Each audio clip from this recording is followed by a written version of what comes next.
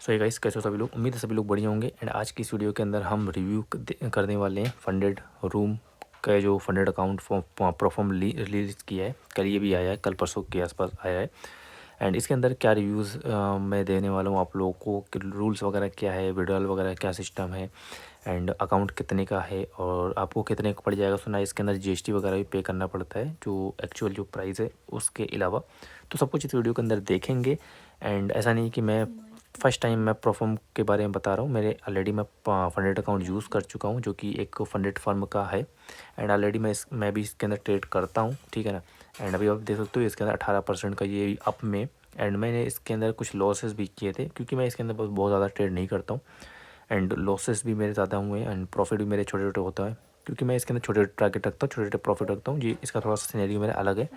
और इसके अंदर मैंने एक और ट्रेड लिया था, जो कि एक और अकाउंट लिया था मैं, क्योंकि इसके अंदर मेरे पास 2 अकाउंट थे, ठीक है ना। मेरा एक अकाउंट ब्रीच हो गया था, जो कि थोड़ा सा एक अलग सिनेरियो था। इसके अंदर 40% का कंसिस्टेंसी रूल था, जो कि मुझे नहीं मालूम था। इस वजह से मेरा ये वाला अकाउंट ब्रीच हो गया था। फर्स्ट अकाउंट मैंने लिया था, पहली बार मैंने अकाउंट बाय किया था किसी फंडेड अकाउंट के अंदर।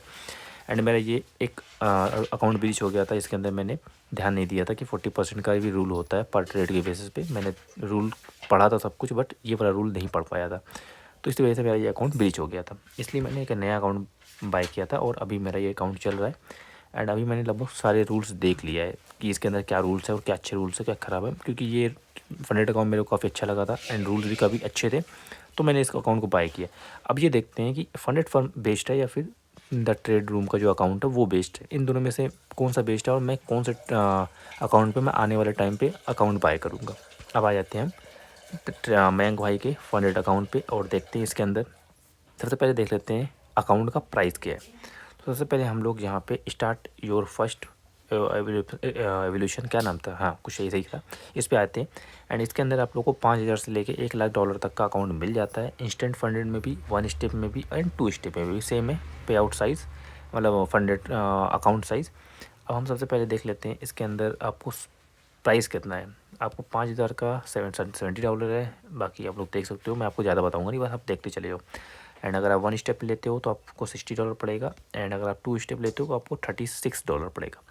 अब आप लोग बाय कैसे कर सकते हो, ठीक है। मैं भी रूल आपको आगे बताऊंगा, ठीक है ना। अब देखता हूँ बाय कैसे कर सकते हो। तो बाय के लिए आपको क्रिप्टो का ऑप्शन मिल जाता है, पे विथ स्ट्रिप। ये क्या होता है मेरे को खुद भी नहीं मालूम है, एक बार चेक कर लेता हूँ ये होता क्या है। अच्छा, ये कार्ड का ऑप्शन है, ठीक है, ओके।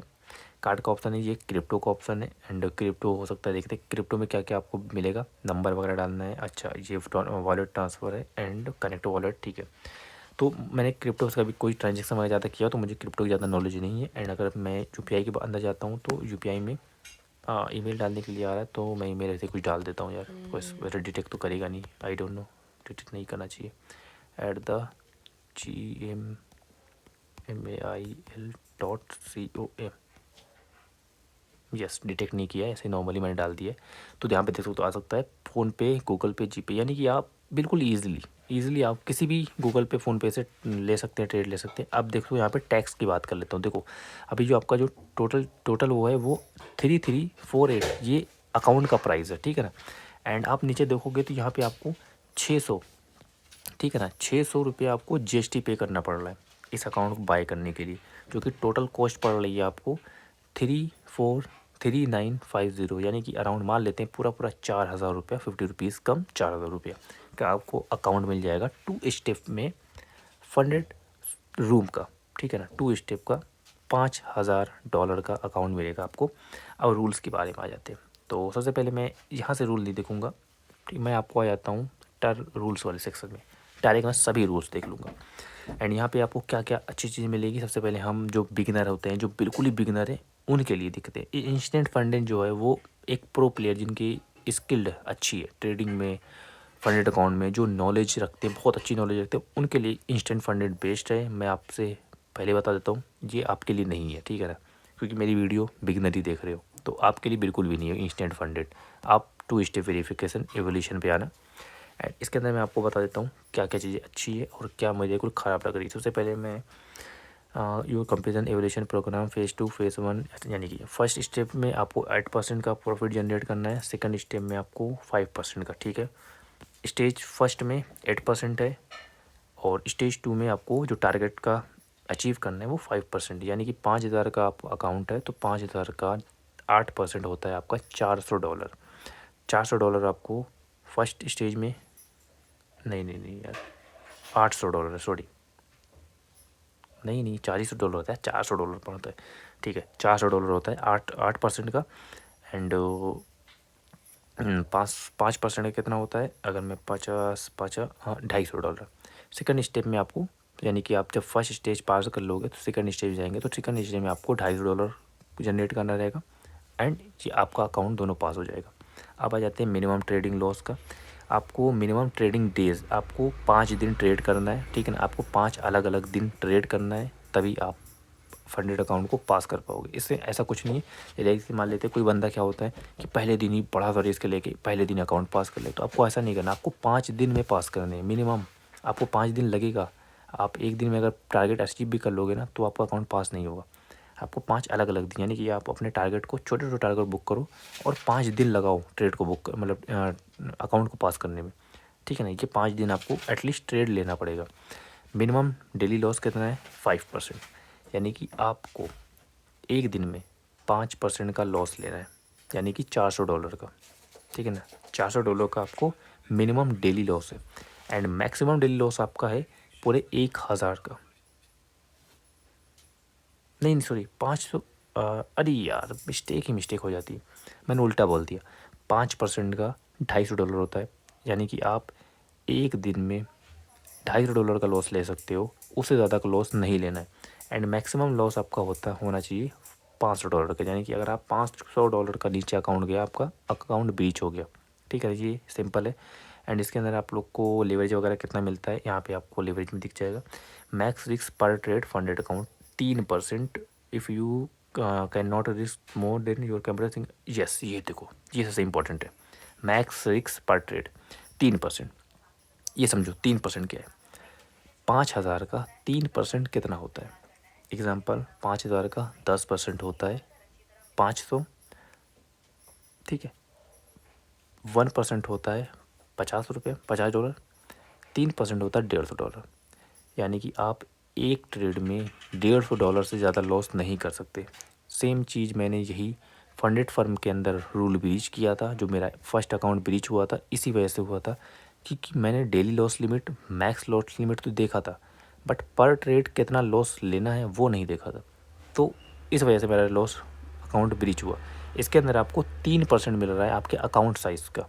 अगर आपके पास $500 का अकाउंट है, सॉरी $5,000 का अकाउंट है, तो आप एक ट्रेड के अंदर में $150 से ज़्यादा लॉस नहीं ले सकते। अगर आपका एक ट्रेड में 151, 150 से ऊपर गया, यानी कि 151 भी हुआ, तो आपका अकाउंट ब्रीच। तो आपको इतना बड़ा रिस्क नहीं लेना है किसी एक ट्रेड के अंदर में। आप छोटे छोटे ट्रेड लो, रिस्क लो, 50, 20, 30, 50, 60, 70 ले सकते हो, 100 भी ले सकते हो, आपका अकाउंट ब्रीच नहीं होगा। तो ये वाला एक ट्रेड देख लेना, गलती से भी आपका 150 के ऊपर नहीं जाना चाहिए, अकाउंट ब्रीच हो जाएगा। 3% आप काउंट कर लेना, ठीक है ना। आपके कैपिटल का 3% यहाँ पे खुद लिखा हुआ है, इस funded account stage your and 3% more your total capital in a single trade, each position must have stop loss और risk management insures to no single trade exceed this limit, ठीक है ना। अब यहाँ पे आ जाते हैं complete objective breakdown. For example यहाँ पे ऑब्जेक्टिव स्टेज ये है, ठीक है। प्रॉफिट टारगेट आपको स्टेज 1 में 8% है, स्टेज 2 में 5% है। फंडेड में आपको ऐसा कोई भी टारगेट नहीं मिला, आप जितना प्रॉफिट करेंगे उतना आपको पे आउट देंगे। पे आउट का कुछ परसेंटेज वाइज होता है, वो अभी आपको मैं आगे देखता हूँ है कि नहीं। डेली लॉस लिमिट 5% है, 5% है, 5% है। मैक्स लॉस लिमिट 10% है, 10% है, 10%। फंडेड में भी आपको daily loss limit, max loss limit मिलेगी। मैक्स पर ट्रेड, मैक्स रिस्क पर ट्रेड कोई भी, अबे मैक्स रिस्क पर ट्रेड देखो, कोई भी रिस्क नहीं है, ठीक है ना। आप इतना पर ट्रेड रिस्क लेना नहीं, कोई भी रिस्क आप 10 लो, 50 लो, 100 लो, बट हाँ आपको 3% से ज़्यादा नहीं जाना है, उसके अंदर ही रखना है, कितना भी रख सकते हो, पर 3% से ज़्यादा, जो मैंने आपको स्टार्टिंग बताया था ये वाला, ये जो रूल है ना, ये ये रूल आपको ब्रीच नहीं करना है, यानी कि 150 वाला रूल ब्रीच नहीं करना है, उसके अंदर आप कोई भी रख सकते हो रिस्क रिवॉर्ड, ठीक है। अब आगे आते हैं मिनिमम ट्रेडिंग डेज, आपको पाँच दिन है, 5 दिन है, एंड इसके अंदर कोई भी दिन नहीं है। ट्रेडिंग पीरियड अनलिमिटेड है, आप एक दिन 5 दिन में पास करो, 1 महीने में पास करो, 1 साल में पास करो, कोई भी टाइम लाइन नहीं है, ठीक है ना, आप आराम से पास करो।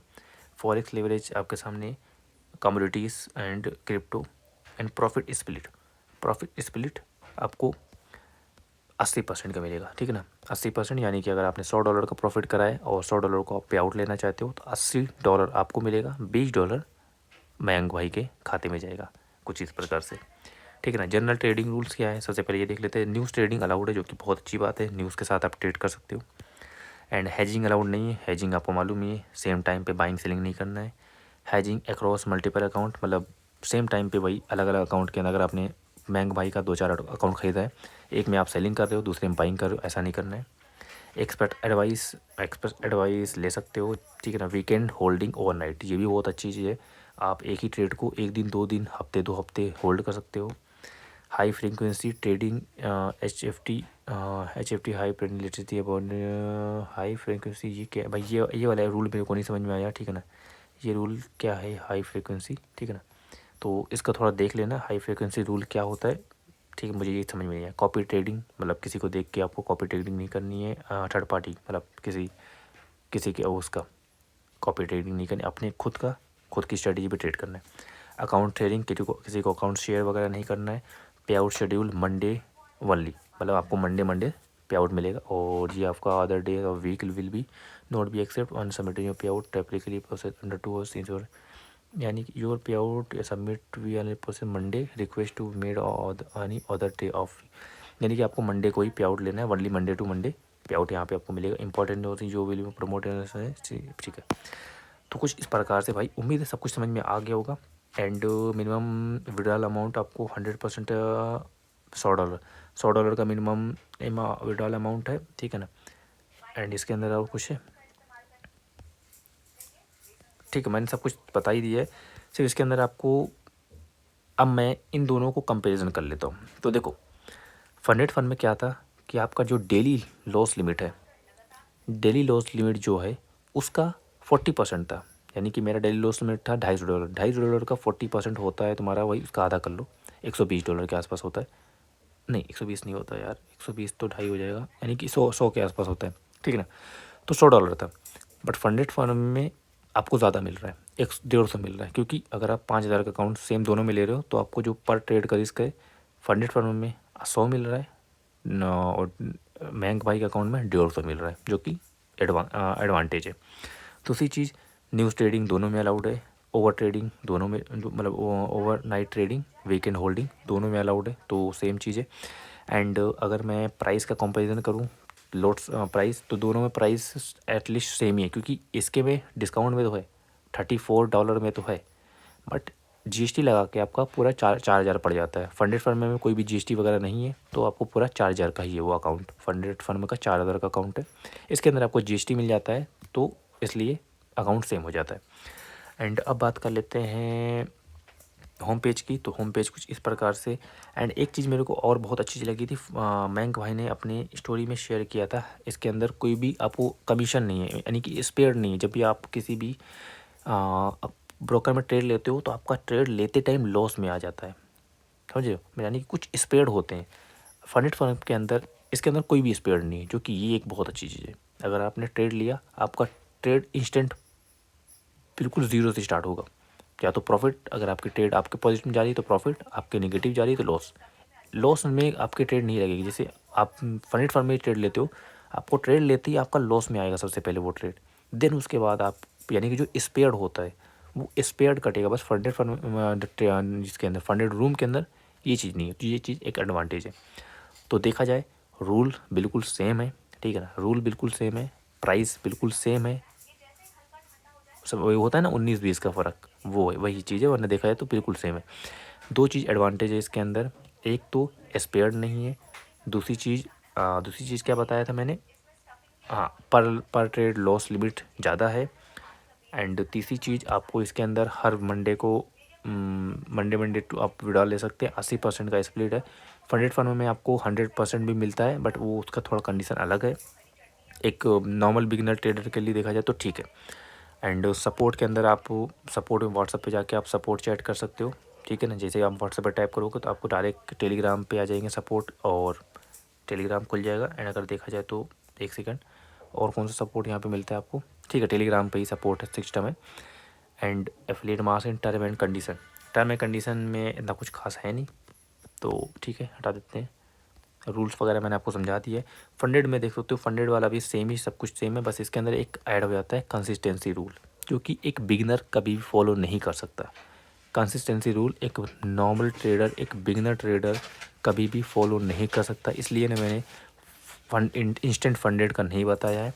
And open one step evolution, इसके अंदर में भी आपको कंसिस्टेंसी रूल मिलेगा, ठीक है ना। एक सेकंड था शायद, मैंने देखा तो था, मैंने पढ़ा था, एक सेकंड।